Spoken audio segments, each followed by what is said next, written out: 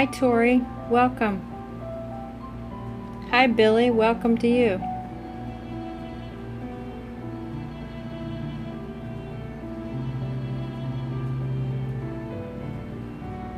How are you guys doing tonight? Can you hear me okay?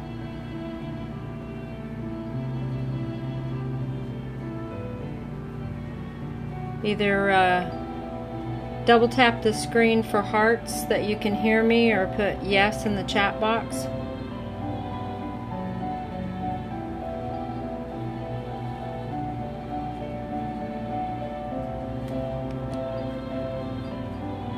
Hi, how are y'all doing tonight?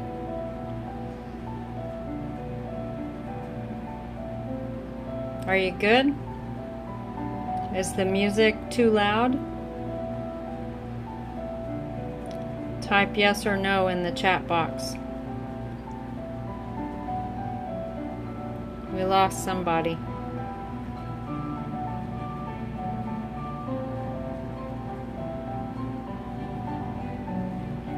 Oh, good, good. I guess it's just me and you. And that's okay.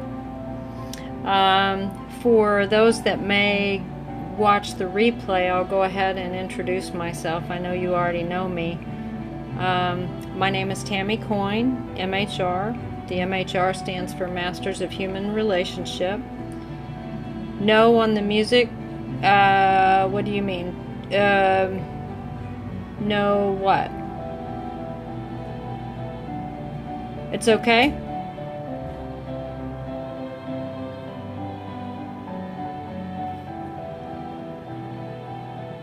I can turn it down.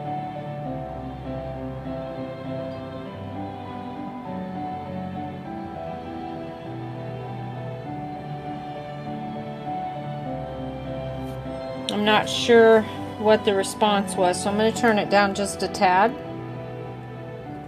There we go. Okay, not too loud. Oh, okay, good. Well, I turned it down a little bit anyway, just in case, and it's just me and you, but I'm going to go ahead and do my thing in case anybody watches the replay. This is Tammy Coyne, MHR. The MHR stands for Masters of Human Relations Counseling. The name of my business is The Doors of Wellness. The primary message for my business is Heal Your Mind, Free Your Soul, offering holistic and natural healing solutions to help you uncover the emotions that are keeping you stuck. And I like to specialize in silent sufferers, and my thought today is about hope and how you continue to have hope when it feels like everything is lost. And have just a couple of things I wanted to talk about with that. Number one for me is to have faith. Have faith that everything is going to be okay. And remember the days that have been dark before, and how you're still here, and how you can keep going. Sometimes the only thing we have to keep us going is what we've relied on in the past, because sometimes it just seems too dark and it's really, really difficult to keep having faith. So that's number one for me. Number two is remembering your why. And if you don't know what your why is, or you've never thought about what your why is, that's a really, really good thing. A why comes from deep down in your gut. It is the why that keeps you getting up every day. Sometimes it's your kids, sometimes it's your family, sometimes it's, I don't know, keeping a roof over your head. Everybody has a different why, and only you know what that is for you. Number three for me is being around supportive people. When I feel like all hope is gone, my usual go-to is wanting to be withdrawn and wanting to isolate. And for people that I believe are my clients, the silent sufferers, isolating is one of the worst things that we can do for each other. Part of the reason I wanted to reach out on the scope this evening, because I'm in a situation right now. Hi Cynthia, glad you could make it. We're talking about how to have faith when it feels like all hope is lost. And I've went over number 1 and 2 so far. How are you? Glad you could make it. Thanks for coming. Appreciate it. We're talking again about hope, having hope when everything feels lost. Number 1 is having faith and remembering to have faith. And sometimes you have to rely on things that you've used in the past to keep you going and focus on the good things. Number 2 is remembering your why, the why that gets you out of bed every morning and helps you to keep going even when you feel like you can't. Number 3 is being around supportive people. I was indicating that for me, a lot of times my go-to is to isolate. And for the silent sufferers, who I believe are my clients, that's one of the worst things we can do. So be around the supportive people who can build you up, who can understand what you're going through without judgment, who can love you through it. And sometimes even if it's just to give you a place to cry, if that's what you need to do.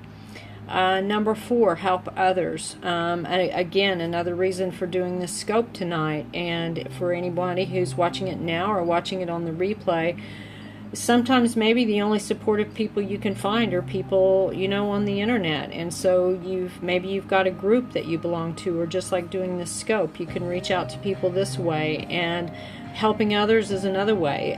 Doing these periscopes, or being in groups, or helping people in person, volunteering, any of those kind of things to help you get out of what's going on with you at the moment sometimes helps. And number 5, the biggest thing of all is being grateful. And I have been in all kinds of situations in my life, from really great to really horrible. And the one thing I do know is there's always something you can find to be grateful for. And if you're someone who struggles with that, I suggest starting a gratitude journal, even just to let you know how many things you really do have in your life to be grateful for. Number 1, if you woke up and you've got breath, that is a huge something to be have gratitude for. I have spent a period of my life where I lived with oxygen. And I will tell you, being able to breathe on your own is something to be grateful for. If you have a vehicle and you get in the vehicle and you actually have air conditioning and heat in your vehicle and it gets you from point A to point B, that's something to be grateful for. There's always something. For me, there have been times where I literally could not walk from the living room to the kitchen. Being grateful that I can get up and I can walk, even on days when sometimes now I can barely do it, and I'm grateful for those days that I can. A quote that I wanted to bring up is something by Viktor Frankl. And if you're not familiar with Viktor Frankl, he is a survivor of the Holocaust and wrote a book called Man's Search for Meaning. And this is a man who kept his attitude intact even with everything he was going through. And he was living through the worst kind of abuse. And his quote was, "An abnormal reaction to an abnormal situation is normal behavior." And that's one of the things that I talked about in another scope. My goal is to help people create a new normal for themselves. They've been living in abnormal situations so long and have learned how to react. Okay, sure, I'll say that again. But they've learned how to react in these abnormal situations, but that really is the normal reaction for that situation. It's Viktor Frankl, and it's V as in Victor, I-K-T-O-R, middle initial E, last name Frankl, F-R-A-N-K-L. The book is Man's Search for Meaning. And the quote is, "An abnormal reaction." Yes, that's it. Viktor E. Frankl, correct. The quote is, "An abnormal reaction to an abnormal situation is normal behavior. Yes, man's search for meaning, correct. Did you get the quote? Again, it's an abnormal reaction to an abnormal situation is normal behavior. Yes, you've got it. And I'll give you an example. If you're someone who is living in an abusive relationship, and the way that you have to act in that abusive relationship to stay safe would look like abnormal behavior to someone on the outside, but it truly has become your normal. So your abnormal reaction in an abnormal situation has become normal behavior. If you are a soldier and you live in an environment where you've gone from hanging out with your buddies, drinking a beer, going to school, going to work, that kind of thing, living on normal United States soil like we all do, and you go from there and you go in a war zone where you are actually being paid to kill, maim, mutilate another human being. Well, you're now you are now experiencing an abnormal reaction in an abnormal situation, but that has become normal behavior.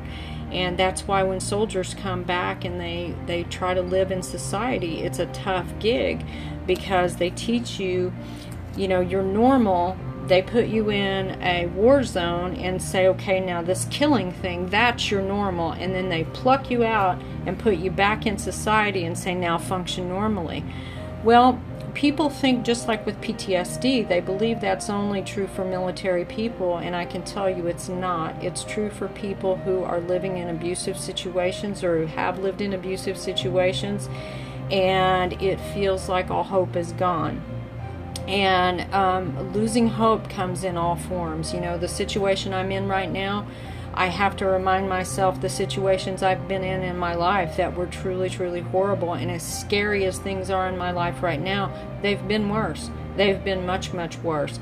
And so you have to remind yourself that to develop a reaction that's appropriate for your situation. And sometimes that may look abnormal to the outside world, but that is the current normal that you have. And so again, with the Doors of Wellness, part of my goal, and I'm calling myself a holistic life analyst and coach, because it's really what I'm doing, is I'm analyzing the situation that's going on and then coaching to see what we can do to get you to challenge your past and conquer your present and create your future, and helping you to find really a new normal. And normal is only normal to you. It really doesn't matter what anybody else thinks is normal. Normal is one of those weird words that we use in this world, and there really is no normal, because no one is living your exact life at this exact moment. And normal is what you make of it, and normal is what feels good to you and keeps you going. And that's really about what I had to say tonight. I just really wanted to talk about the things that keep us going, keep us having hope even when we feel like hope is gone. So that's about it. Thank you so much for spending your time with me, and I always like to say I appreciate you spending your data plan with me, because that's, kind of a big deal these days, to actually choose to spend part of your data minutes on someone else. So thank you for that. And again, my name is Tammy Coyne, MHR, with the Doors of Wellness, and you can find us at www.thedoorsofwellness.com. Here on Periscope, we are at Doors of Wellness, and also on Twitter at Doors of Wellness, and on Facebook, we're at thedoorsofwellness.com. So thank you so much for joining, and I hope you have a really, really wonderful evening. And no matter what, remember to have faith, remember your why, be around supportive people, help others, have gratitude, and keep on keeping on. So, see you later.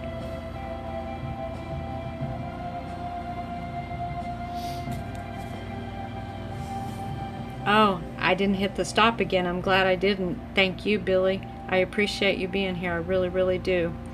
Thank you, Cindy, for being here too, and you guys have a wonderful night.